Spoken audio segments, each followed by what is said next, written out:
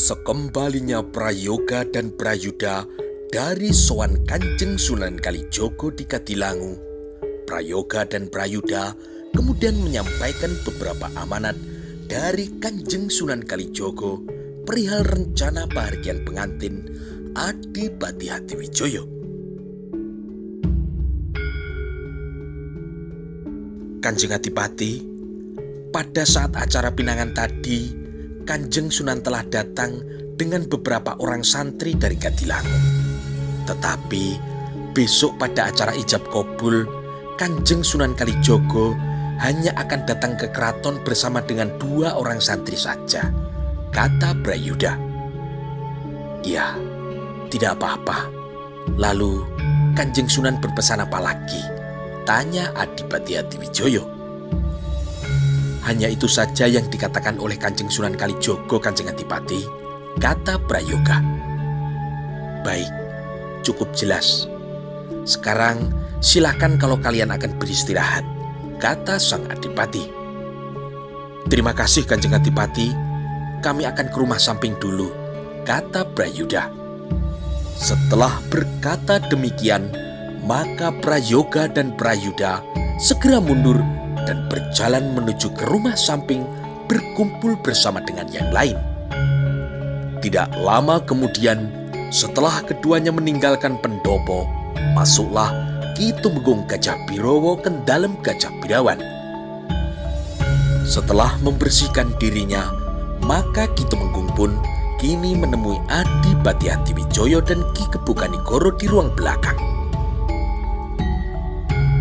Bagaimana Ki Tumenggung? Ada kabar baru apa dari keraton? Tanya Adipati Hadiwijoyo. Tidak ada perubahan Kanjeng Adipati, masih tetap seperti rencana semula, seperti yang telah disampaikan oleh Tumpak, kata Tumenggung Gajah Birowo. Kemudian mereka bertiga berbincang-bincang mengenai beberapa persoalan. Dan beberapa saat kemudian Ki Tumenggung pun berkata, Kanjeng Adipati, Ki Kebukanigoro, sudah malam. Silahkan kalau Kanjeng Adipati dan Ki Kebukanigoro akan beristirahat. Terima kasih Ki Tumenggung, kata Ki Kebukanigoro. Kemudian Ki Tumenggung Gajah Birowo pun meninggalkan mereka masuk kembali ke ruang dalam.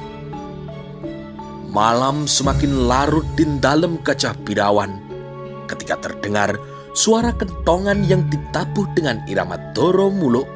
Hampir semua tamu dari Pajang sudah terlelap dalam tidurnya. Ketika langit sebelah timur sudah semburat berwarna merah, burung pun kini mulai berkicau. Ayam peliharaan di dalam Gajah Birowo pun telah berkokok menyambut pagi. Para tamu yang menginap juga sudah bangun. Mereka kini bersiap untuk mengikuti acara pahargyan pengantin pagi ini, yaitu mengantar calon pengantin laki-laki untuk nyantri ke dalam kesatrian di Keraton Demak. Belasan orang yang menginap di dalam Gajah Birawan bergantian membersihkan dirinya di Pakiwan. Langit semakin lama semakin menerang. Tumenggung Gajah Birowo pun kini juga telah berangkat menuju ke keraton. Adipati Hadiwijoyo juga telah mempersiapkan dirinya. Demikian juga dengan Ki Kebukanigoro beserta para sesepuh yang berada di dalam Gajah Birawan. Mereka telah bersiap, tinggal menunggu kedatangan pasukan penjemput dari keraton. Dan sementara itu, di depan Sasono Sewoko telah berkumpul puluhan prajurit. Satu persatu mereka datang bergabung dengan yang sudah datang terlebih dahulu. 3 orang prajurit dari Kesatuan Wiro Tamtomo, Wirombrojo, dan Kesatuan Patang Puluhan masing-masing membawa 3 buah bendera kesatuan yang diikatkan pada sebuah tongkat panjang. Sedangkan seorang prajurit Wiro Tamtomo membawa sebuah bendera gula kelapa yang berukuran agak besar. Di sebelahnya telah siap seekor kuda berwarna putih tanpa penunggang. Tali kendalinya dipegang oleh seorang prajurit Patang Puluhan. Di dekatnya terlihat pula Ki Lurah Mada dari Kesatuan Prajurit Wirotamtomo sedang sibuk menghitung beberapa prajurit yang akan ditugaskan menjemput Kendalem Gajah Birawan. Sudah lengkap. Prajurit Wirotamtomo sudah datang semua, ada 10 orang, kata Ki Lurah Mada dalam hatinya. Demikian juga dengan Ki Lurah Sungkowo dari Kesatuan Prajurit Wirobrojo. Dia menghitung orang yang berpakaian prajurit Wirobrojo yang kini sedang berada di depan Sasono Sewoko. Prajurit Wirobrojo juga semua sudah lengkap. Sudah datang 10 orang, kata Ki Lurah Sungkowo dalam hatinya. Yang terlihat paling banyak adalah prajurit dari Kesatuan Patang Puluhan. Mereka mengenakan pakaian keprajuritan yang berwarna hijau.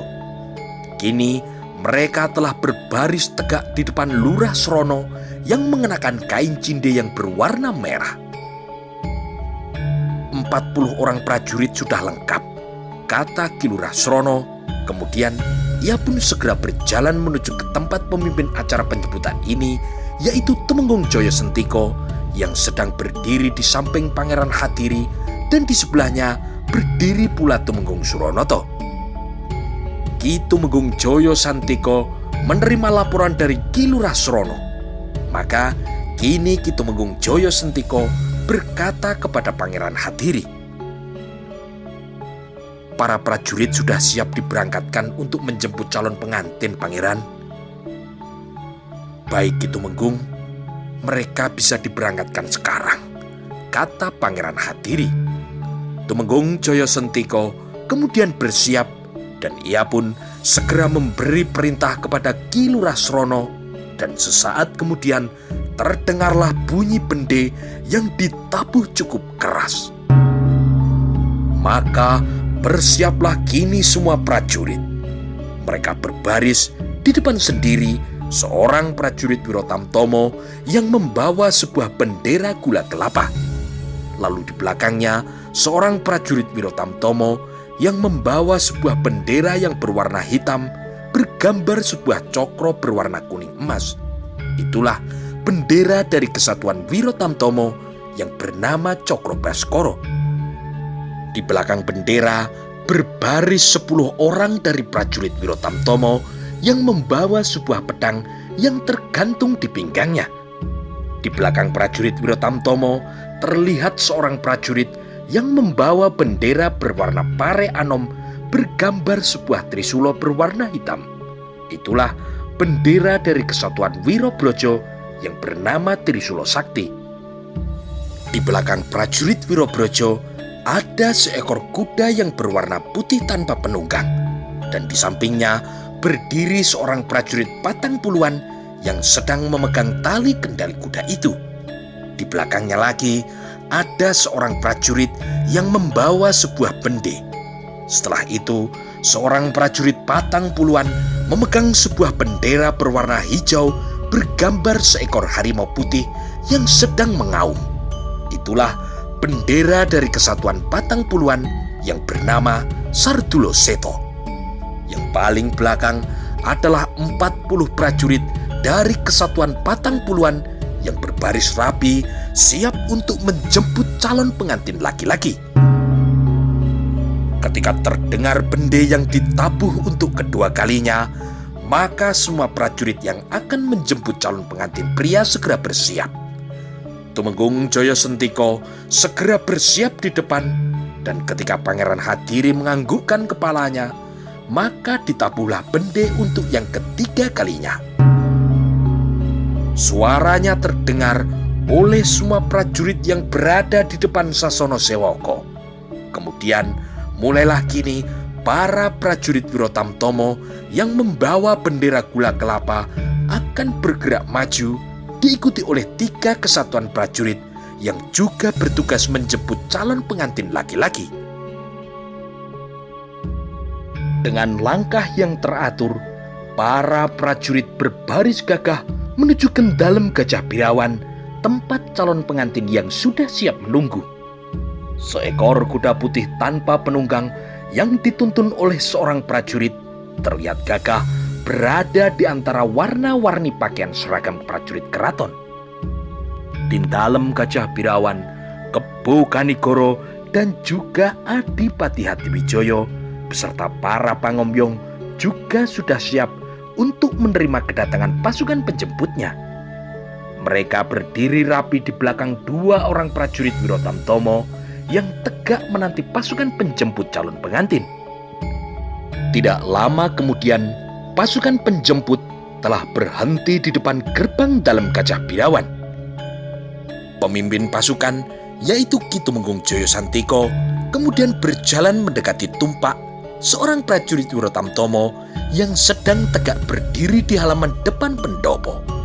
Keduanya berbincang sebentar, lalu Ki Tumenggung Jayasantiko bersama kedua orang prajurit Wirotamtomo diikuti oleh Ki Kebo Kanigoro beserta Adipati Hadiwijoyo dan di belakangnya diikuti oleh para pangombyongnya. Mereka kini berjalan menuju ke tempat kuda putih yang sudah bersiap di tengah barisan.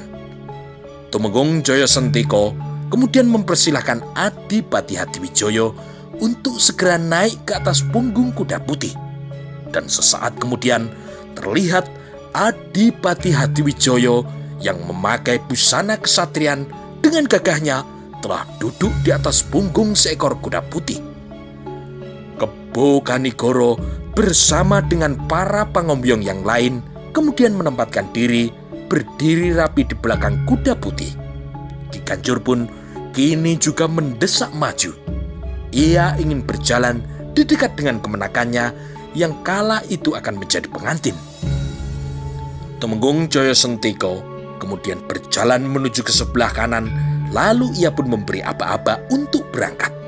Kini bergeraklah barisan itu ke depan, lalu memutar dan berbalik arah menuju ke keraton. Tidak lama kemudian, barisan pun telah memasuki pintu gerbang keraton dan langsung bergerak menuju ke bangsal kesatrian. Di depan kesatrian telah bersiap wakil dari keraton, yaitu menantu Kanjeng Sultan Trenggono, suami dari Ratu Kalinyamat, yaitu Pangeran Hadiri yang akan menerima kedatangan calon pengantin laki-laki untuk menjalani laku nyantri, belajar adat istiadat, toto kromo, ataupun subosito untuk menjadi keluarga Keraton Demak. Ketika barisan penjemput telah berhenti, Adipati Hadiwijoyo pun kemudian turun dari punggung kudanya. Maka kini Tumenggung Jayasantiko kembali berjalan ke tempat Pangeran Hadiri melaporkan kedatangan calon pengantin yang akan ikut nyantri. Penerimaan calon pengantin hanya berlangsung singkat. Pangeran Hadiri maju ke tempat Adipati Hadiwijoyo, berbicara singkat dengan Ki Kebo Kanigoro, lalu Adipati Hadiwijoyo bersama dengan Pangeran Hadiri segera berjalan memasuki bangsal kesatrian, diikuti oleh Ki Kebo Kanigoro bersama dengan semua pangombyong. Ketika mereka berdua menghilang di sebalik pintu, maka Ki Tumenggung Jayasantiko pun segera membubarkan barisan penjemput. Hanya prajurit dari Kesatuan Wirotamtomo yang tidak ikut membubarkan diri. Mereka tetap berjaga di luar bangsal kesatrian, bersiap untuk mengawal acara selanjutnya. Di bangsal kesatrian, sebelum Adipati Hadiwijoyo menjalani laku nyantri, terlebih dahulu ia harus menjalani acara siraman. Air untuk siraman diambilkan dari 7 buah sumur yang berbeda di sekitar kota Rajan Demak. Penyiraman pertama dilakukan oleh Ki Kebo Kanigoro, kemudian dilanjutkan oleh para sesepuh, yaitu Ki Buyut Banyu-Biru, Ki Ageng Butuh, Ki Ageng Ngerang, dan beberapa pangombyong yang lain. Tidak ketinggalan, Ki Kanjur pun juga minta agar supaya ia bisa ikut menyiram calon pengantin dengan air dari 7 sumur yang berbeda itu. Aku adalah pamannya. Aku harus diperbolehkan untuk ikut mengguyur kepala karebet dengan air dari 7 sumur, kata Ki Kanjur kepada prayuda yang duduk di sebelahnya. Setelah melakukan siraman, maka acara nyantri pun segera dimulai. Pangeran Hadiri kemudian memperkenalkan semua adat istiadat keraton kepada calon pengantin laki-laki. Ketika Adipati Hadiwijoyo sedang menjalani laku nyantri di bangsal kesatrian, maka di bangsal keputrian, Sekar Kedaton Gusti Putri Mas Cempoko juga sedang menjalani acara sungkeman yang dipandu oleh Kanjeng Ratu Kalinyamat. Acara sungkeman pun berjalan dengan lancar dan telah selesai dilaksanakan. Kemudian dilanjutkan dengan acara siraman calon pengantin putri. Siraman pertama dilakukan oleh Kanjeng Prameswari, Kanjeng Ratu Kalinyamat, Kanjeng Ratu Prawoto, dan beberapa kerabat keraton yang lain. Matahari terus merayap naik, dan ketika matahari telah melewati puncak langit, maka acara selanjutnya adalah acara tantingan yang sudah dipersiapkan. 5 orang prajurit Wiro Tamtomo segera menuju ke keputrian mengawal calon pengantin putri, yaitu Sekar Kedaton Gusti Putri Mas Cempoko beserta Ratu Kalinyamat dan beberapa orang yang lain menuju ke ruang Sasono Sewoko. Setelah itu, dari kesatrian, calon pengantin laki-laki yaitu Adipati Hadiwijoyo dikawal oleh 5 orang prajurit Wiro Tamtomo dan diikuti oleh para pangombyong berjalan menuju ke Sasono Sewoko. Sambil berjalan di belakang Adipati Hadiwijoyo, Ki Ganjur pun bertanya kepada Prayoga yang juga sedang berjalan di sebelahnya. "Ini acara apa lagi? Acaranya ternyata banyak sekali," kata Ki Ganjur. "Tantingan, Paman," jawab Prayoga. "Ditanting? Hei Prayoga, aku sudah tahu apa jawaban Karebet nanti. Kenapa harus ditanting lagi?" tanya Ki Ganjur. "Aku juga tidak tahu, Paman. Coba Paman tanya kepada Ki Tumenggung Jaya Sentiko," jawab Prayoga. "Aku tidak berani," kata Ki Ganjur. Lalu ia pun menggeremeng sendiri, tetapi ia tidak berani bertanya kepada Tumenggung Jaya Sentiko. Beberapa saat kemudian, rombongan calon pengantin pria sudah sampai di depan Sasono Sewoko, dan di dalamnya telah menunggu Kanjeng Sultan dan Kanjeng Prameswari yang sedang duduk di kursi bersama dengan Sekar Kedaton Gusti Putri Mas Cempoko yang duduk bersimpuh di hadapan Kanjeng Sultan. Sedangkan di belakangnya duduk bersimpuh Kanjeng Ratu Kalinyamat dan Kanjeng Ratu Prawoto bersama dengan para kerabat keraton yang lain. Di dekat Kanjeng Sultan duduk bersila pengawal setianya, yaitu Tumenggung Gajah Birowo dan Tumenggung Gagah Anabrang. Di belakangnya berdiri tegak songsong Kasultanan Demak yang berwarna kuning emas. Di depan Sasono Sewoko, Adipati Hadiwijoyo disambut oleh putra mahkota Kesultanan Demak, yaitu Bagus Mukmin dari pesanggrahan Prawoto yang sekarang berjuluk Sunan Prawoto. Mereka kemudian memasuki Sasono Sewoko. Adipati Hadiwijoyo menempatkan diri di sebelah Sekar Kedaton, sedangkan Sunan Prawoto dan Pangeran Hadiri duduk bersila di samping Kanjeng Sultan. Setelah terlebih dahulu menyembah, kemudian semua pangombyong duduk bersila di hadapan Kanjeng Sultan. Sekar Kedaton yang datang terlebih dulu di Sasono Sewoko, wajahnya menunduk, tetapi bibirnya terlihat sedang tersenyum. "Kakang Mas Hadiwijoyo memang gagah kalau memakai busana kesatrian. Saat ini aku berada di sebelah Kakang Mas Hadiwijoyo, tetapi aku tidak boleh berbicara apapun. Harus menunggu sampai besok pagi." "Lama sekali," kata Bunga Cempoko dalam hatinya. Setelah itu, acara tantingan pun segera dimulai. Adipati Hadiwijoyo bersama dengan Sekar Kedaton, Gusti Putri Mas Cempoko segera menggeser duduknya mendekat kepada Kanjeng Sultan. Acara tantingan berlangsung singkat. Kedua calon pengantin ditanya oleh Kanjeng Sultan tentang kesiapan dan kemantapan mereka menjadi sepasang suami istri. Adipati Hadiwijoyo dan juga Sekar Kedaton menjawab singkat, mereka telah siap dan tidak ragu-ragu untuk menjalani kehidupan sebagai seorang suami istri. Ketika Adipati Hadiwijoyo menyatakan kesanggupannya, Ki Ganjur pun berbisik pelan kepada orang yang duduk bersila di sebelahnya. "Nah, apa kataku tadi? Karebet pasti mau kalau menjadi suami Sekar Kedaton," kata Ki Ganjur dengan bangga. Orang yang di sebelahnya, yaitu Prayoga, hanya menjawab dengan desisan. Ceplakep, Ki Ganjur pun terdiam. Dia baru sadar kalau berada di hadapan Kanjeng Sultan. Siapapun tidak diperkenankan berbicara sendiri tanpa melalui Kanjeng Sultan. Ki Ganjur gemetar. Dia melirik ke arah prajurit Wirotamtomo dan dia merasa beruntung karena tak seorang prajurit pun yang mendengar suaranya tadi. Setelah acara tantingan selesai, maka Kanjeng Sultan beserta dengan Kanjeng Prameswari berdiri dikawal oleh kedua tumenggung meninggalkan Sasono Sewoko menuju ke ruang dalam keraton.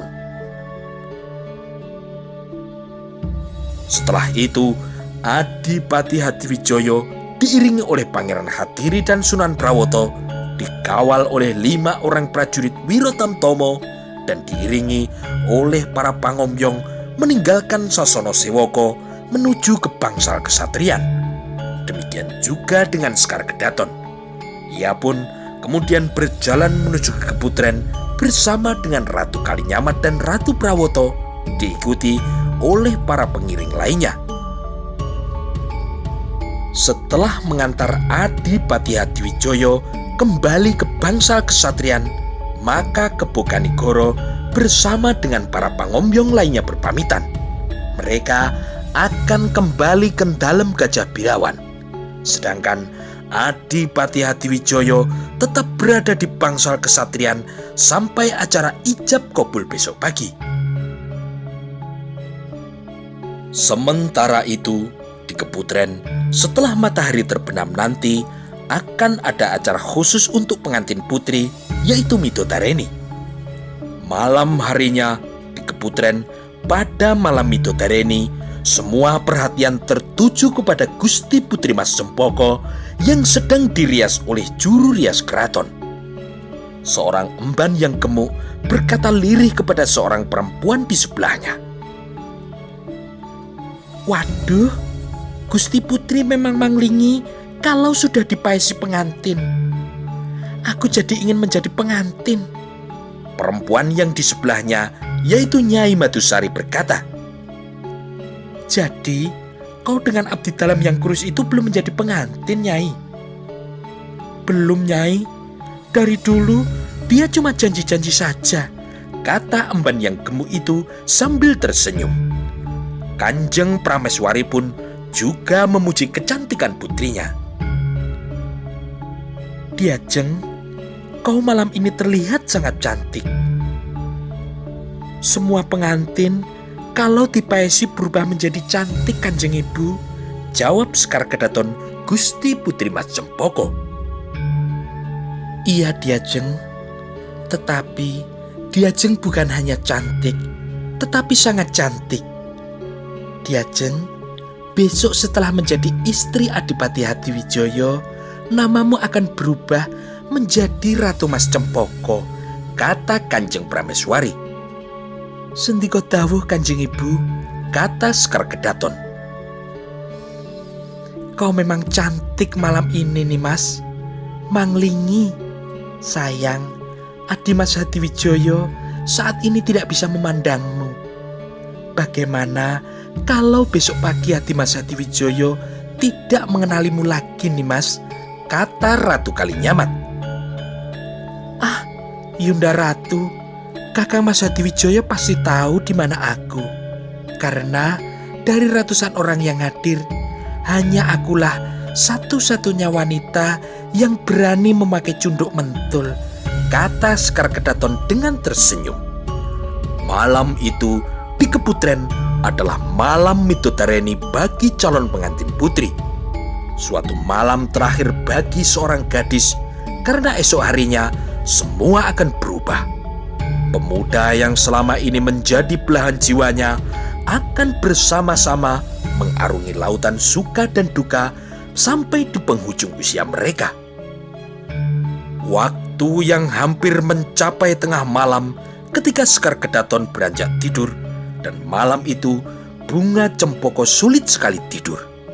Angan-angannya terus melayang-layang menembus ke awan, meniti pelangi, hatinya penuh dengan harapan disertai degup kencang denyut nadinya. Tidak terasa, besok pagi dia akan melangkah menuju ke gerbang pernikahan. Begitu bahagianya, sesuatu yang dulu hanya sebatas angan-angan untuk hidup bersama dengan seorang pemuda tampan dari Pengging, besok pagi akan menjadi kenyataan. Sayup-sayup terdengar suara kentongan dari kejauhan yang ditabuh dengan irama Doro Muluk. Kemudian disusul lagi dengan suara kentongan dengan nada yang sama yang ditabuh oleh prajurit yang sedang jaga di depan Keputren. Bintang pun kini masih berkerlip, dan bulan juga masih tetap bergerak ke arah barat. Fajar yang menyingsing di ufuk timur kini telah mampu membuat langit berwarna semburat merah. Sayup-sayup terdengar suara kokok ayam jantan dan kicau burung di atas pohon belimbing. Di Kadilangu, setelah sholat subuh berjamaah, Kanjeng Sunan Kalijogo segera memanggil 2 orang santrinya untuk diajak menghadiri ijab kabul pengantin Kesultanan Demak. Kita akan menuju ke dalam Gajah Birawan. Nanti bersama-sama kita akan menuju ke keraton, kata Kanjeng Sunan Kalijogo. Baik Kanjeng Sunan, kata 2 orang santrinya. Setelah hari menjadi terang, maka berangkatlah Kanjeng Sunan Kalijogo ke arah barat bersama dengan 2 orang santrinya menuju ke dalam Gajah Birawan. Setelah naik rakit yang berada di pinggir Sungai Tuntang, maka Kanjeng Sunan Kalijogo kemudian berjalan ke utara, dan tidak lama kemudian Kanjeng Sunan telah memasuki pintu gerbang dalam Gajah Birawan. Di sana Ki Kebukanigoro bersama dengan para pengomyong telah bersiap.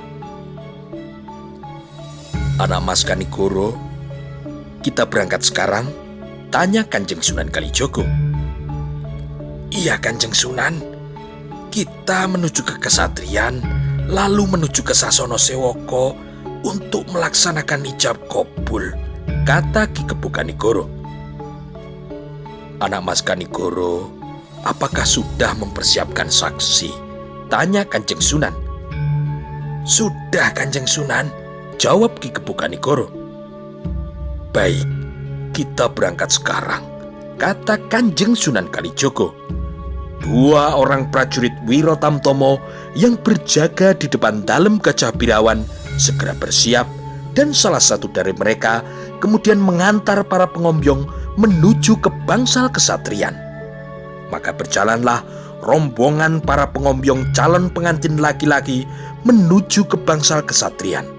Di depan sendiri berjalan Ki Kebukanigoro, dan di sebelahnya berjalan Kanjeng Sunan Kalijogo. Beberapa saat kemudian, rombongan sudah memasuki pintu gerbang keraton dan terus berjalan menuju ke kesatrian. Di depan kesatrian, Adipati Hadiwijaya sudah bersiap. Nanti pada waktu berangkat, separuh prajurit batang puluhan akan mengawal Adipati Hadiwijaya, sedangkan yang separuh lagi akan mengawal rombongan Sekar Kedaton. Tumenggung Jaya Sentiko kini segera menghampiri Kanjeng Sunan Kalijogo dan Ki Kebukanigoro. Setelah semuanya siap, maka Ki Tumenggung pun segera memerintahkan separuh dari prajurit Patang Puluhan untuk menjemput rombongan pengantin putri di Keputren, lalu membawanya ke Sasono Sewoko. Setelah menunggu sejenak, beberapa saat kemudian rombongan pun berangkat dari bangsal kesatrian menuju ke Sasono Sewoko. Adipati Hadiwijoyo berada di depan. Di sebelah kanannya berjalan Kanjeng Sunan Kalijogo. Di sebelah kirinya berjalan Ki Kebo Kanigoro. Setelah itu, rombongan Pangombyong berada di belakangnya, dan yang terakhir adalah para prajurit Patang Puluhan. Sesampainya di Sasono Sewoko, ternyata rombongan pengantin Putri Sekar Kedaton telah lebih dulu tiba di sana. Tumenggung Joyo Sentiko kemudian mengantar Adipati Hadiwijoyo ke depan, duduk bersebelahan dengan pengantin Putri Sekar Kedaton. Sedangkan Kanjeng Sunan Kalijogo duduk di kursi yang telah disediakan. Di sebelah Sekar Kedaton duduk Pangeran Hadiri yang bertindak sebagai saksi dari pihak pengantin putri. Sedangkan dari pihak Adipati Hadiwijoyo yang bertindak sebagai saksi adalah saudara seperguruan yang juga menjadi sedulur Sinoroweti dari Ki Ageng Pengging, yaitu Ki Ageng Butuh. Duduk agak di belakang para pengombyong dari rombongan para pengantin, dan agak di sebelah pinggir Prayoga yang duduk di sebelah Ki Ganjur heran melihat Ki Ganjur yang gelisah. "Paman Ganjur, kenapa wajahmu ditekuk begitu? Seharusnya Paman Ganjur banyak tersenyum karena kemenakannya akan menjadi pengantin hari ini," kata Prayoga. "Kenapa Ki Kebo Kanigoro memilih Ki Ageng Butuh sebagai saksi? Aku kan pamannya. Harusnya aku yang dipilih menjadi saksi," kata Ki Ganjur. "Seharusnya aku yang ditanya terlebih dulu, apakah aku bersedia menjadi saksi," kata Ki Ganjur selanjutnya. "Sudahlah Paman Ganjur, besok kalau Paman menjadi pengantin, Paman bisa memilih siapa yang akan dijadikan saksi. Kalau aku dipilih, aku juga bersedia loh Paman," kata Prayoga. Ki Ganjur tidak menjawab, tetapi terdengar dia menggeremeng dengan suara yang hampir tidak terdengar. Di belakang pengantin putri duduk bersimpuh Ratu Kalinyamat, Ratu Prawoto, dan beberapa kerabat keraton yang lain. Di dekatnya, di atas sebuah dingklek yang agak tinggi, terdapat sebuah kotak yang berisi perlengkapan mas kawin. Tidak lama kemudian, masuklah Kanjeng Sultan Trenggono bersama dengan Kanjeng Prameswari yang dikawal oleh Tumenggung Gajah Birowo dan Tumenggung Gagak Anabrang. Tidak lupa, di belakangnya dibawa pula songsong Kasultanan yang menandakan kehadiran dari Kanjeng Sultan Demak. Setelah Kanjeng Sultan duduk di depan dan di sebelahnya duduk pula Kanjeng Prameswari, maka ijab kabul pun segera dimulai. Ternyata Kanjeng Sultan sendiri yang berkenan menikahkan putrinya. Hanya singkat berlangsungnya ijab kabul itu. Setelah Adipati Hadiwijoyo menjawab dan juga mengucapkan kalimat ijab kabul dan disaksikan oleh kedua orang saksi serta adanya mas kawin yang telah berada di dalam kotak kayu berukir, maka acara ijab kabul pun dianggap sah. Kemudian acara yang terakhir adalah pembacaan doa. Doa pun segera diucapkan oleh Kanjeng Sunan Kalijogo. Setelah doa selesai, maka Kanjeng Sultan dan Kanjeng Prameswari segera kembali ke ruang dalam dan kedua rombongan pengantin pun bersiap untuk berjalan kembali ke kesatrian dan ke keputren. Ki Ganjur bertanya pada Prayoga yang masih berada di sebelahnya. "Setelah dari Sasono Sewoko, sekarang kita akan menuju ke Sasono Handrawina?" tanya Ki Ganjur. "Tidak Paman Ganjur, acara di Sasono Handrawina nanti setelah acara panggih, nanti siang," kata Prayoga. Sambil berbisik ke telinga Ki Ganjur, Prayoga pun berkata, Nanti kita akan mendapat makanan di bangsal kesatrian, Paman. Rombongan pengantin putri pun telah berdiri dan berjalan kembali ke keputren. Kemudian rombongan Adipati Hadiwijaya pun bersiap untuk kembali ke kesatrian. Tumenggung Jaya Sentiko kemudian mempersilahkan Adipati Hadiwijaya untuk berjalan keluar dari Sasono Sewaka, dan sesaat kemudian mereka pun telah berjalan menuju ke kesatrian. Prayoga, kenapa Karebet tidak menuju ke Keraton Kulon? Mereka sudah sah menjadi suami istri. Kenapa harus kembali ke kesatrian? Tanya Ki Ganjur. Ya, karena jarak ke kesatrian lebih dekat. Kalau ke Keraton Kilen, jaraknya lebih jauh, Paman, kata Prayoga sambil tertawa. Ki Ganjur pun memandang Prayoga dan bibirnya terlihat bergerak-gerak. Tetapi tidak ada suara apapun yang keluar dari mulut Paman Ganjur. Kaki-kaki mereka masih berjalan terus. Tidak lama kemudian, mereka pun telah sampai di bangsal kesatrian. Semuanya masuk ke dalam, kecuali para prajurit Patang Puluhan yang menunggu untuk mengantar sang pengantin menyelesaikan acara yang terakhir, yaitu acara panggih yang dilanjutkan dengan acara di Sasono Handrawina. Persiapan untuk acara panggih telah dilakukan.